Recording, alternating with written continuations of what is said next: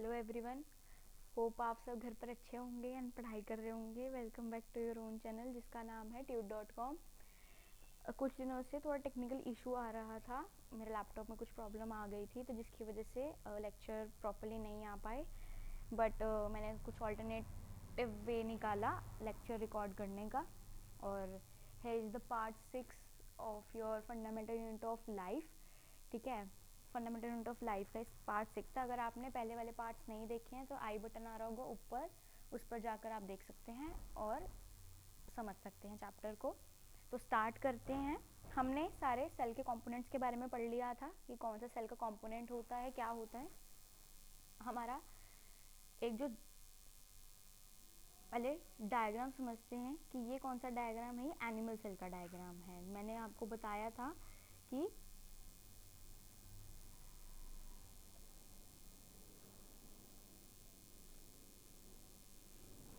ये क्या होता है, सेल मेम्ब्रेन होती है। मैंने बताया था आपको सेल मेम्ब्रेन क्या होती है, आउटर कवरिंग होती है।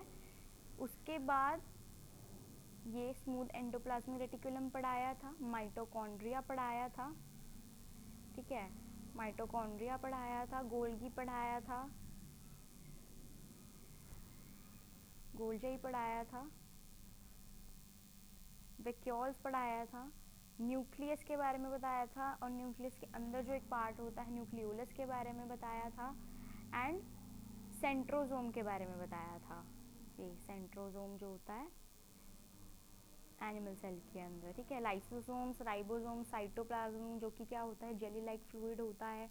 रफ एंडोप्लाज्मिक रेटिकुलम, क्यों इसको रफ एंडोप्लाज्मिक रेटिकुलम बोलते हैं, क्योंकि उसके ऊपर राइबोसोम्स अटैच होते हैं। यहाँ आप लोग देख सकते हैं ये जो है रफ एंडोप्लाज्मिक रेटिकुलम है, जिसपे जो है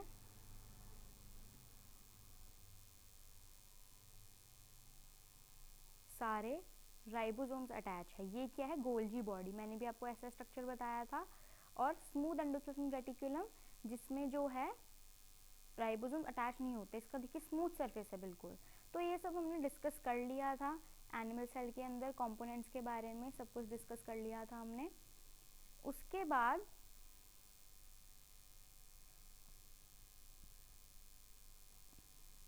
नेक्स्ट है प्लांट सेल। अब हम प्लांट सेल के बारे में देखते हैं। प्लांट सेल के बारे में भी कुछ ऐसा स्ट्रक्चर दिखता है प्लांट सेल का। ठीक है, प्लांट सेल का कुछ ऐसा स्ट्रक्चर दिखता है आपको। यहाँ पे आपको दिख रहा होगा कि राइबो, पहले बात तो आउटर कवरिंग से स्टार्ट करते हैं। सेल वॉल है जो कि टफ कवरिंग होती है, सेलुलोज से बनी होती है। सेल मेम्ब्रेन है, जैसे कि एनिमल सेल की होती है वैसे इसकी भी सेल मेम्ब्रेन होती है, but additional to cell membrane इसके पास सेल वॉल भी होती है, मैंने बताया था। उसके बाद इसके पास भी गोल्जी बॉडी होता है, स्मूथ एंडोप्लाज्मिक रेटिकुलम होता है, रफ एंडोप्लाज्मिक रेटिकुलम होता है, न्यूक्लियस होता है, न्यूक्लियोलस होता है, राइबोसोम्स होते हैं, क्लोरोप्लास्ट होता है, माइटोकॉन्ड्रिया होता है, वैक्यूल होता है, साइटोस्केलेटन मतलब कि जो उसको स्ट्रक्चर प्रोवाइड करता है पूरे सेल को। ठीक है, वैक्यूल है जो इसकी वैक्यूल की आउटर कवरिंग को क्या कहते हैं, टोनोप्लास्ट कहते हैं। इतना हमने पढ़ लिया था। जो सेल के अंदर है हमने क्या पढ़ा था, क्लोरोप्लास्ट पढ़ा था। और ये सब जो होता है प्लांट सेल के अंदर होता है, एनिमल सेल के अंदर नहीं होता है, क्लोरोप्लास्ट प्लास्टिड्स जो होते हैं। ठीक है, अब बात करते हैं कि what is the difference between animal cell and plant cell, की बेसिक डिफरेंस क्या होगा एक एनिमल सेल में और प्लांट सेल में, ये हम आज क्लास में डिस्कस करने वाले हैं। तो देखो, मैंने आपको सब पढ़ाया है, आप खुद भी जो है पॉइंट सोच सकते हैं, वरना मैं तो आपको ही पढ़ाने के लिए। कि फर्स्ट पॉइंट है कि plant cell is large and as a fix rectangular shape, कि प्लांट सेल जो होता है लार्ज होता है as compare to animal cell, और इसकी एक फिक्स रेक्टेंगुलर शेप होती है। यहाँ पे आप देख सकते हैं कि प्लांट शेप कैसी है, रेक्टेंगुलर शेप है, बट एनिमल सेल की क्या है, इर्रेगुलर सी शेप है। एनिमल सेल की क्या है, इर्रेगुलर सी शेप है, ये देखिए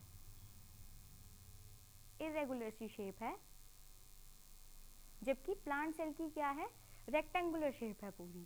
ठीक है, तो हम यही पढ़ रहे हैं कि plant cell is large and has a fixed rectangular shape, कि प्लांट सेल क्या होता है, फिक्स्ड होता है, इसकी रेक्टेंगुलर शेप होती है। जबकि animal cell is small and irregular और राउंड इन शेप, या तो एनिमल सेल जो है स्मॉल होता है, इरेगुलर शेप का होता है, या फिर राउंड शेप का होता है। ठीक है, यहाँ समझ आ गया। सेकेंड पॉइंट हमने बात करी थी कि cell wall is present. Cell wall क्या होती है, प्रेजेंट होती है किसमें, प्लांट सेल में। सेल वॉल क्या होती है, प्रेजेंट होती है प्लांट सेल में, जबकि एनिमल सेल में सेल वॉल जो है एब्सेंट होती है। एनिमल सेल में मैंने बताया था कि सेल वॉल एब्सेंट होती है, एनिमल सेल में सिर्फ ओनली क्या होती है, सेल मेम्ब्रेन होती है, ठीक है। तो cell wall absent animal cell में और cell wall present plant cell में। उसके बाद नेक्स्ट है nucleus lies on one side of the cell, कि न्यूक्लियस जो है प्लांट सेल में वो एक ही साइड पे जो है सेल के रहेगा, जबकि एनिमल सेल में जो सेंटर पे लाई करता है न्यूक्लियस। आप डायग्राम से देख सकते हैं कि प्लांट सेल में थोड़ा साइड में है, ठीक है, बट एनिमल सेल में क्या है, बिल्कुल सेंटर में है न्यूक्लियस। तो यहाँ से हमें एक और डिफरेंस मिल जाता है कि न्यूक्लियस जो है वो साइड में लाई करता है प्लांट सेल के, जबकि जो सेंटर में है वो एनिमल सेल में न्यूक्लियस लाई करता है, ठीक है। उसके बाद है mitochondria is present few in numbers, क्योंकि प्लांट सेल में जो है ज़्यादा एनर्जी कंज्यूमेंट नहीं होती है, ठीक है। तो जो माइटोकॉन्ड्रिया का नंबर होता है, माइटोकॉन्ड्रिया क्या करता है, एटीपी जनरेट करता है। क्या करता है, एटीपी जनरेट करता है। 1 सेकेंड।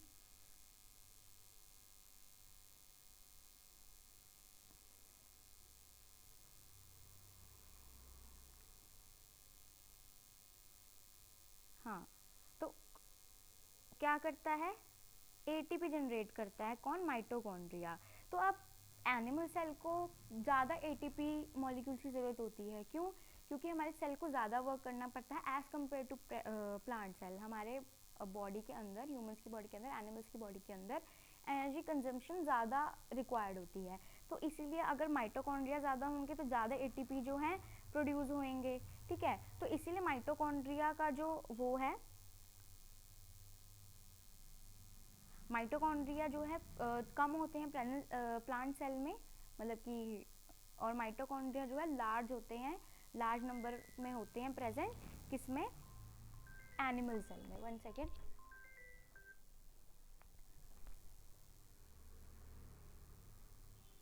हाँ जी, तो अब बात करते हैं नेक्स्ट की, जिसमें है प्लास्टिड आर प्रेजेंट। हम मैंने बताया था कि प्लास्टिड जो है प्रेजेंट होते हैं उसमें, प्लांट सेल में, जबकि प्लास्टिड जो है वो एब्सेंट होते हैं किसमें, एनिमल सेल्स में, ठीक है। सेंट्रोसोम्स आर, यहाँ प्रेजेंट नहीं आएगा, यहाँ पे एब्सेंट आएगा। मैं ठीक कर देती हूँ, यहाँ पे थोड़ी मिस्टेक होगी। 1 सेकेंड।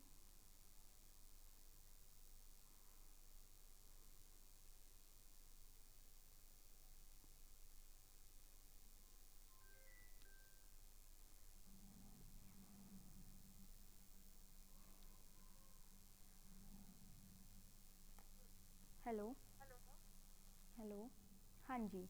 तो प्लास्टिड जो है वो प्रेजेंट होते हैं किसमें, प्लांट सेल में, जबकि प्लास्टिड एब्सेंट होते हैं किसमें, एनिमल सेल में, ठीक है। उसके बाद सेंट्रोसोम इज एब्सेंट, यहाँ पे क्या आएगा, एब्सेंट आएगा। मैं ठीक कर देती हूँ, यहाँ पे कुछ मिस्टेक होगी,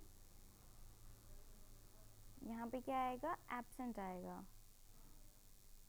ए भी लिख देती हूँ मैं, एब्सेंट, ठीक है। तो जो सेंट्रोसोम्स हैं वो प्रेजेंट होते हैं एनिमल सेल में, जबकि एब्सेंट होते हैं सेंट्रोसोम्स में। उसके बाद अगला point, one large central vacuole is present, कि एक लार्ज सेंट्रल वैक्यूल जो है वो प्रेजेंट होता है किसमें, प्लांट सेल में। मैंने ये देखिए, आप डायग्राम के थ्रू देख सकते हैं कि इस बड़ा सा जो वैक्यूल दिख रहा है आपको, ये क्या है, सबसे बड़ा वैक्यूल है किसमें, प्लांट सेल में। बट जब एनिमल सेल में आप देखोगे तो यहाँ पे इतना बड़ा वैक्यूल नहीं है, ये देखो आपको दिख रहा होगा, बहुत छोटा सा वैक्यूल है, ठीक है, ये बहुत छोटा सा वैक्यूल है। तो एनिमल सेल में जो है वैक्यूल का साइज बड़ा होता है as compare to plant cell में, और प्लांट सेल में जो वैक्यूल का साइज है वो बड़ा होता है, एनिमल सेल में छोटा होता है। एंड प्लांट सेल में ही जो है एक ही वैक्यूल होता है जो कि लार्ज होता है, जबकि एनिमल सेल में जो है स्मॉल वैक्यूल्स होते हैं बहुत सारे, ठीक है। लास्ट है plasmodesmata is present, plasmodesmata is present and plasmodesmata is absent, ठीक है।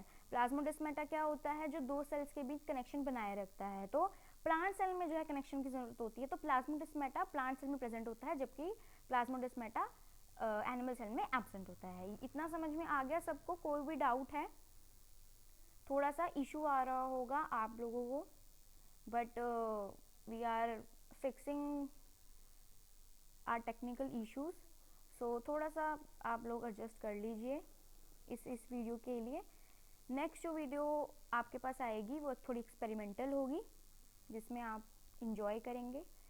उसके बाद है नेक्स्ट टॉपिक सेल डिवीजन। ठीक है, सेल डिवीजन क्या मतलब कि सेल का डिवाइड होना।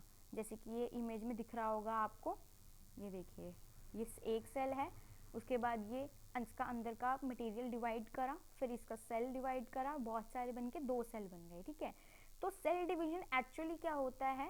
The cell division is the process by which a parent cell divides into 2 or more daughter cells. कि सेल डिवीजन एक प्रोसेस होता है जिसमें एक पेरेंट जो सेल जो है वो डिवाइड करता है 2 और मोर डॉटर सेल में। एक पेरेंट सेल मतलब कि पेरेंट यहाँ पे एक सेल आएगा जिससे जो है डॉटर सेल बने हैं। मैं बताती हूँ आप लोगों को। जैसे ये इनिशियल, ये फर्स्ट वाला सेल है, ठीक है, तो ये क्या कहलाएगा? Parent cell. क्यों कहलाएगा पेरेंट सेल? क्योंकि ये जो एंड में आके 2 डॉटर न्यूक्लियाई बने हैं, 2 सेल बने हैं, 2 डॉटर सेल्स बने हैं, ये इसी सेल से बने हैं।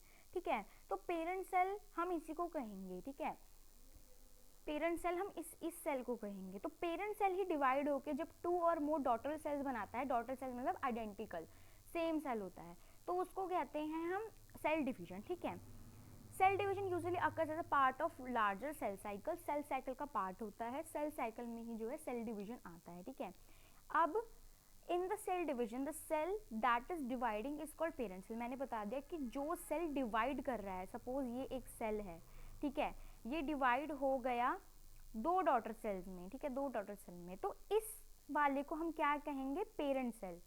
इसको क्या कहेंगे? पेरेंट सेल कहेंगे। जबकि इन दोनों को क्या कहेंगे हम? इन दोनों को कहेंगे डॉटर सेल्स। ठीक है, डीसी, मैंने यहाँ पे छोटे फॉर्म में लिख दिया है, डीसी कहेंगे इसको। ठीक है, जो डिवाइड हो रहा है, ठीक है, उसको कहेंगे हम पेरेंट सेल, पर जो डिवाइड होके बना है उसको कहेंगे हम डॉटर सेल्स। इतना समझ में आ गया?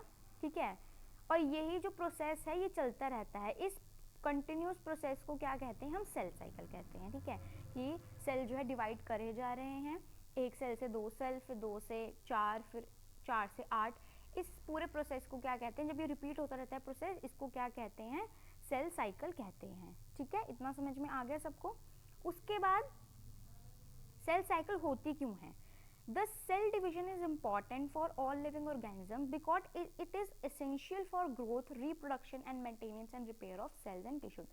Suppose आपके कोई चोट लग गई है, ठीक है, उसके बाद उसको रिपेयर होने में क्या लगता है? थोड़ा टाइम लगता है। अगर जैसे कोई भी आपकी इंजरी हो गई है, ठीक है, तो अगर आप अगले दिन उस चोट को देखोगे तो उस पर थोड़ी सी लेयर आ जाती है, तो वो क्या होता है?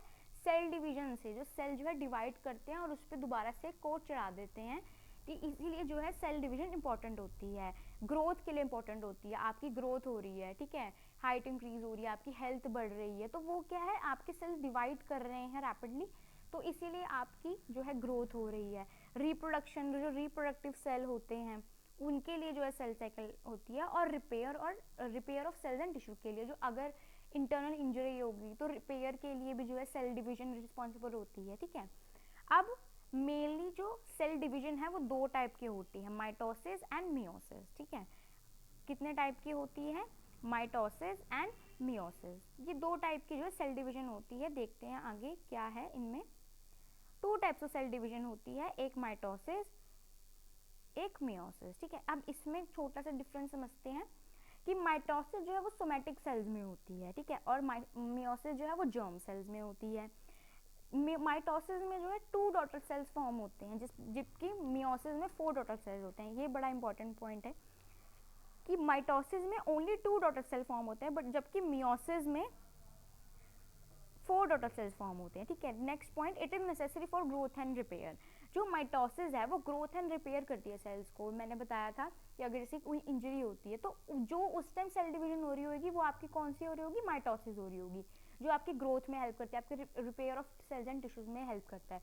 बट जो आपके रिप्रोडक्टिव सेल जो है रिप्रोडक्टिव गैमेट्स वो बना रहा होगा, सेल बना रहा होगा, वो उसमें मियोसिस हेल्प करती है। ठीक है, meiosis is necessary for sexual reproduction, की जो रिप्रोडक्टिव सेल्स हैं वो जो है हमारा क्या बनाता है? मियोसिस बनाता है। ठीक है, अब इसका जो न्यूक्लियस है वो एक ही बार डिवाइड करेगा। ऑब्वियसली बात है, जब एक डिवाइड करेगा तो वो 2 बनाएगा, और हमने यही समझा कि इसमें 2 टोटल सेल बनते हैं, और इसका न्यूक्लियस जो है 2 बार डिवाइड करेगा। तो मतलब एक बारी में 2 बनाए, उसके बाद फिर ये आगे फर्दर डिवाइड करके 4 टोटल सेल्स बनाते हैं। ठीक है, ये बात हमने कर ली थी कि इसमें माइटोसिस में 2 टोटल सेल्स बनते हैं, जबकि मियोसिस में 4 टोटल सेल्स बनते हैं टोटल में। ठीक है, last point, the number of chromosomes are not change in daughter cells, की मतलब जो पेरेंट सेल से नंबर ऑफ क्रोमोसोम्स ट्रांसफर होंगे डॉटर सेल को, वो चेंज नहीं होंगे, सेम रहेंगे।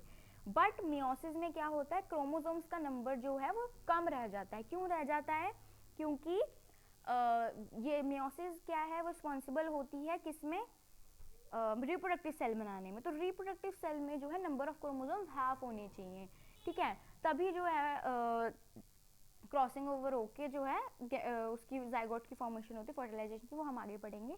ठीक है, अभी इतना ही कि number of chromosomes are reduce to half, मतलब मियोसिस में जितना होता है उससे हाफ रह जाता है, बट माइटोसिस में क्रोमोसोम्स का नंबर सेम ही रहता है डॉटर सेल्स में भी। ठीक है, जो पेरेंट में होगा वही डॉटर में होगा, बट मियोसिस में जो है हाफ हो जाता है। लास्ट कि ये इक्वेशनल डिवीजन है और एक रिडक्शनल डिवीजन है। इक्वेशनल मतलब इक्वल डिवीजन, अब देखो ना क्रोमोसोम्स का नंबर जो है चेंज हो रहा है। ठीक है, तो ये क्या इक्वेशनल डिवीजन है कि इसमें इक्वल नंबर ऑफ जो है क्रोमोसोम पास ऑन हो रहे हैं डॉटर सेल्स में। बट जो ये है हमारा मियोसिस है, ये क्या है, ये रिडक्शनल डिवीजन है, कि मतलब जो भी मियोसिस के वो बन रहे हैं डिवाइड होकर, उसमें क्रोमोसोम्स का नंबर जो है वो हाफ रह रहा है।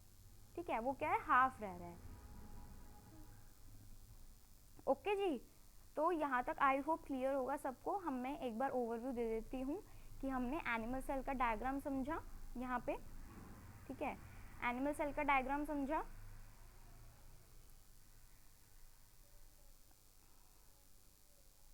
एनिमल सेल का डायग्राम समझा है, प्लांट सेल का डायग्राम समझा हमने। ठीक है, उसके बाद हमने डिफरेंस देखा एनिमल सेल और प्लांट सेल में, कि प्लांट सेल जो होता है लार्जर होता है, एनिमल सेल थोड़ा स्मॉल होता है, सेल वॉल प्रेजेंट होती है, सेल वॉल एब्सेंट होती है, न्यूक्लियस साइड में लाई करता है, इसमें न्यूक्लियस सेंटर में लाई करता है, माइटोकॉन्ड्रिया प्रेजेंट होता है, माइटोकॉन्ड्रिया एब्सेंट होता है। ठीक है, ये सारे पॉइंट्स के बारे में बात करा। सेल डिवीजन समझी हमने, जो ही बहुत अच्छा टॉपिक था।